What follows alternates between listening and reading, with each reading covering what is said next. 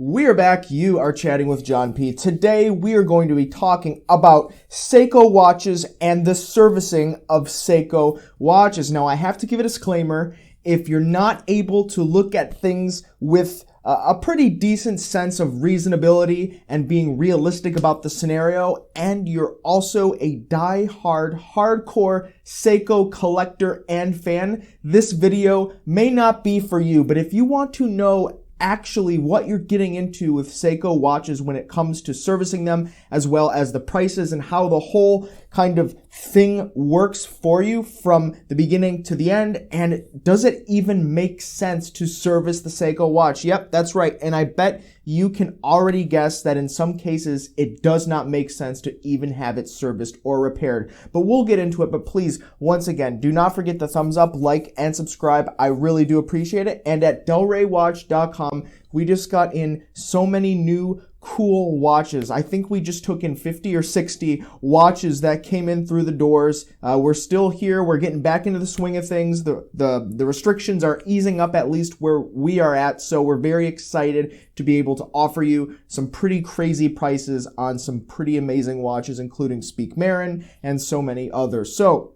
let's jump right into this. Seiko watches. Now, Seiko watches, without a doubt, have some of the most loyal and strongly opinionated collectors in existence. Now, I will say that I do enjoy some Seiko watches. Currently, I have one Seiko. I don't wear it. It's in the vault with a lot of my other watches. I don't really wear it. It's not on a strap. It's not necessarily for me. It was just something that was gifted to me. But some of the models I do like. Some of the designs I do like, especially when you start getting into Grand Seiko. And we'll talk about that in a bit. So I will say that I don't have anything negative necessarily against the brand. I have no gripes. I'm not a Seiko hater, but at the same point, I'm not necessarily the biggest Seiko fan. I'm somewhere in between, and I like to think that I talk about a lot of things in that kind of unbiased, reasonable way. So with Seiko watches, we get calls all the time at delraywatch.com. We have a service center, and people ask us if we can service their Seiko watches. Now, if the watch does not need parts, of course we could, but the issue always comes up with the prices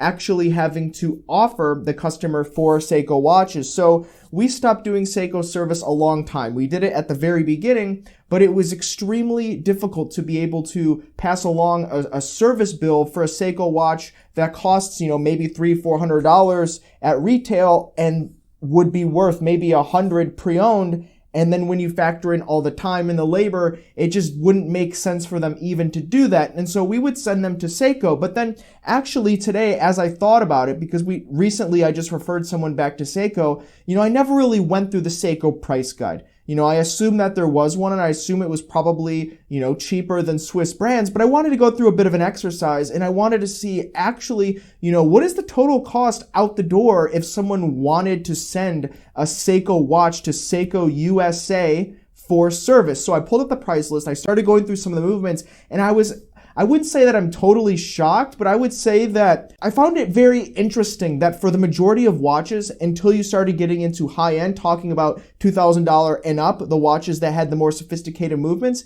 it was almost like you could have, or you should have just perhaps even purchased a new watch. Now, I'm going to take a few examples. Let's actually go under the lens, look at a few examples, as well as like what you could expect to receive in terms of a bill from Seiko with costs. Now, I will say that in addition to these prices, you do have to pay, according to the Seiko USA service price guide, for shipping both ways. So we're going to use a flat total of $50, both there and back, with signature required and insurance on the watch. So we're going to add $50 onto each of the service prices. And also, it's something to consider that these are just estimates. So the numbers could be higher, they could be less. I can't imagine them being less than advertised, but they could be. But more than likely, especially if it needs parts or the watch movement is very old, the prices could go up. So first, let's start with the Seiko SKX07K. Now, this watch features the 7S26 movement. Everybody knows this watch. A lot of Seiko enthusiasts really enjoy this watch. It's a classic. They love it. The SKX line, it's absolutely iconic for so many ways. I personally don't own one now. I've had them in the past.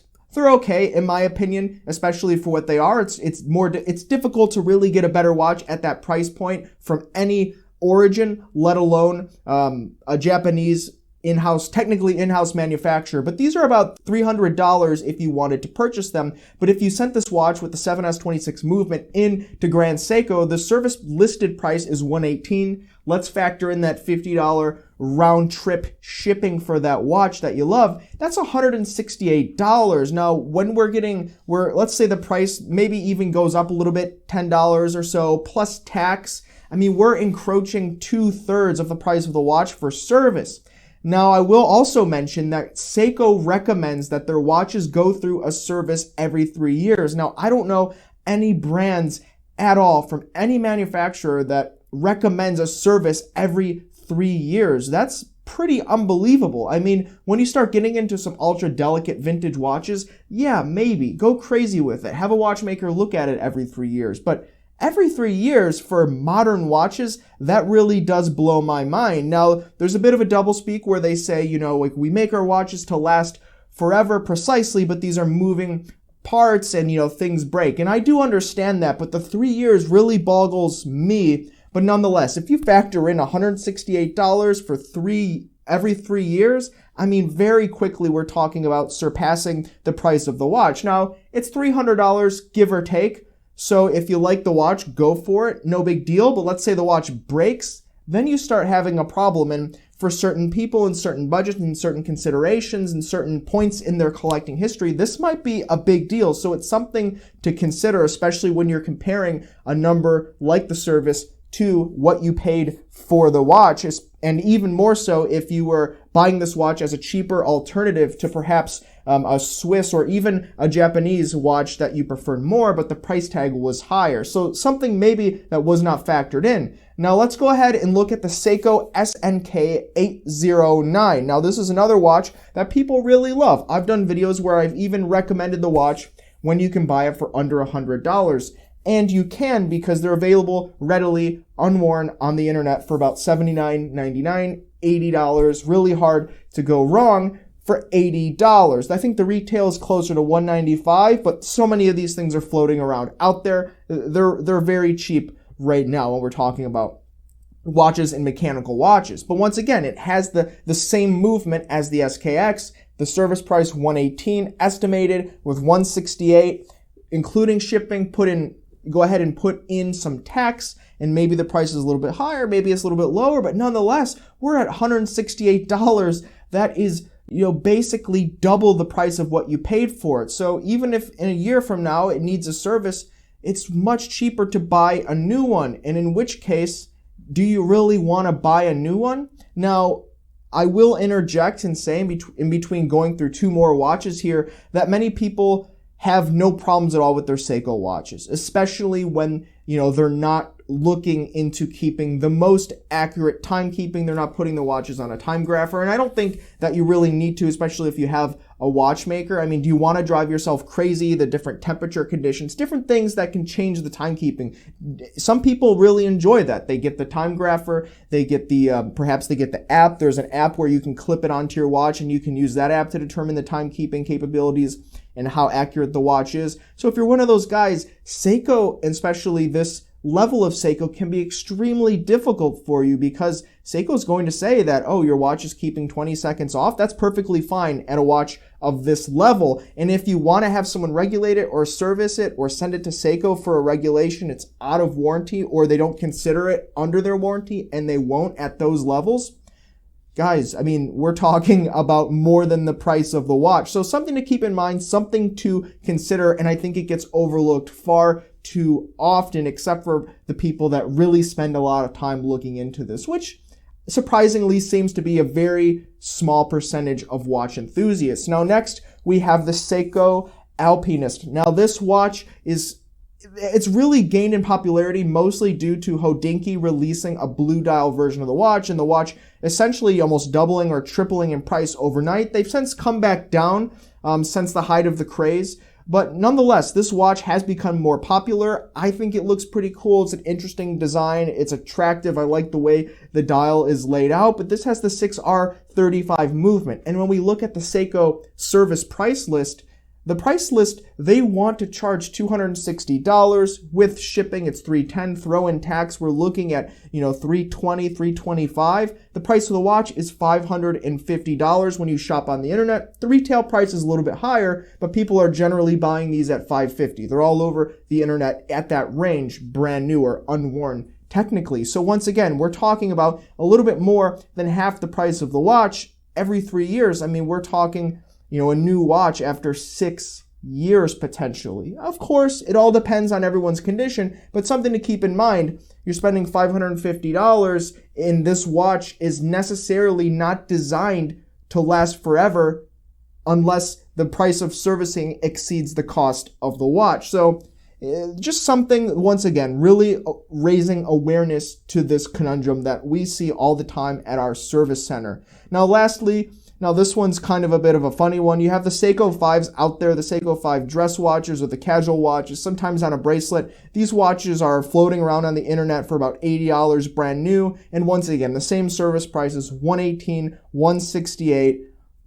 We're talking, double. And then when you throw in shipping and tax and all of that, potentially triple the price of what you paid for the watch. Now, this is new prices. Talking about used prices, forget about it. I think you probably should not buy a Seiko in these price ranges under $2,000 used if you're taking the gamble or the risk that it may need a service. So make sure to look in that as well. Now, I know there are people out there right now that said, oh, well, what about this one specific Seiko that has this super high-end movement that's, much better than all the rest? Yeah, sure, there are some Seikos out there. You have some of the Seiko Anata lines with better movements, and some of these lines even have to be sent to Seiko Japan to be worked on.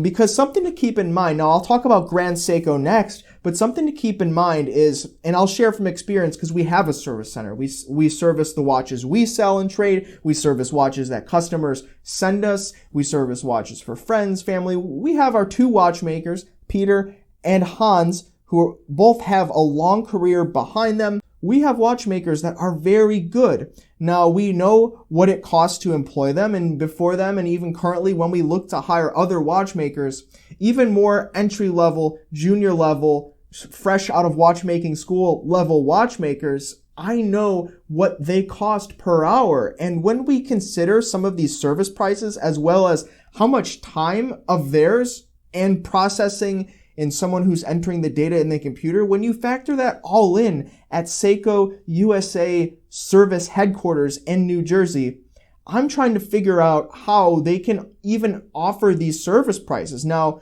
it's high comparatively to the price of the watch. Proportionately, the service price is very high compared to the price of the watch, but either they're losing money on servicing these products or their watchmakers are making something like $9 or $10 an hour. When you factor in they have a huge facility, all of the equipment, operational costs, the cost of the goods, the parts, the things of that nature, the people that also contribute to the workflow, entering the data, and then you have just all the other expenses of running a business, and then they also have to turn a profit. How could these watchmakers be spending any considerable amount of time servicing these watches? So another thing that, I really don't have any strict or official proof or evidence of, because I don't know what Seiko's paying their watchmakers. Perhaps they're taking people off the street that don't have watchmaking experience and teaching them some primitive basic watchmaking skills to be able to handle this very finite amount of SKUs in terms of products and movements that they're servicing. So maybe they're doing that, but when you factor in all the things that they do to service the movement, I mean, just decasing, recasing the watch and testing that's 1 hour right there. I mean, that's back and forth. And then when you consider disassembling it, cleaning it, putting it back together, putting the oil in the correct positions, we're talking at the most an hour, and that's going really quickly. How much care could they really be spending? And when you consider that maybe there's 4 hours of total labor, I don't see a lot of time for them to be testing the watch, regulating it. How are they regulating these watches, if at all? And so even just assuming they're putting a baseline 4 hours, not giving you the highest level of service that you'd see from most Swiss brands or from potentially Grand Seiko, it's really difficult for me to figure out how they're doing it. They're either losing it or they're paying someone $8, $9, $10 per hour to service these watches at the most. And if they are, is that really a watch that you want to trust? I don't know. Personally, for me, I think that becomes very difficult. But at the same time, I think it's something acceptable if we're realistic about the watches and the scenario that we're given and not necessarily expect, the chapter ring to be 100% aligned, for it to be keeping plus minus 1 second or zero seconds per day chronometer specs. So if we consider some things and we're willing to overlook some things, absolutely great. No problems at all. And once again, not saying anything bad about Seiko, but want to really share some of these service prices here and share the experience, knowing with what we do at Delray Watch at our service center. And it's just mind-boggling to me to see that they're offering even these low prices on how much labor there is. So something to consider. Please leave in the comments below. I will also say that with Grand Seiko, the service prices do go up, but average retail prices on Grand Seiko start at about $3,000, a little bit less for some of their quartz offerings. But I mean, the Heritage line that everyone loves right now is about $6,000 retail. So the spread is much more in line with the Swiss brands, the Swiss offerings, some of the German brands and offerings. So I think for the Grand Seikos, the Cradors, and by the way, Cradors do have to go back to Japan and get an official estimate and quote. So who even knows what the service prices are on those? But for the Grand Seikos, I don't think there's much to be said there. Pretty in line, pretty in spec with the rest of the brands out there. But once again, with Grand Seiko, you really have to send it to Grand Seiko because they have the parts and they're the only ones that can get them. So what do you guys think about this? Are there any die-hard Seiko fans that watched this whole video that have some strong opinions about this? Leave in the comments below. Also, is there anyone out there that has actually used the Seiko USA Service Center in New Jersey to get any of their watches serviced? I would love to hear about your experiences in the comments below. I think it's fair to say I've never used them. I've only reading what I've seen online as well as what people have told me in the past, but I want to know recently what's going on there. How was your experience? Love to hear it. Comments below. Please don't forget to thumbs up, like, and subscribe. I really do appreciate it, and we'll see you next time. You have been chatting with John P. Ciao.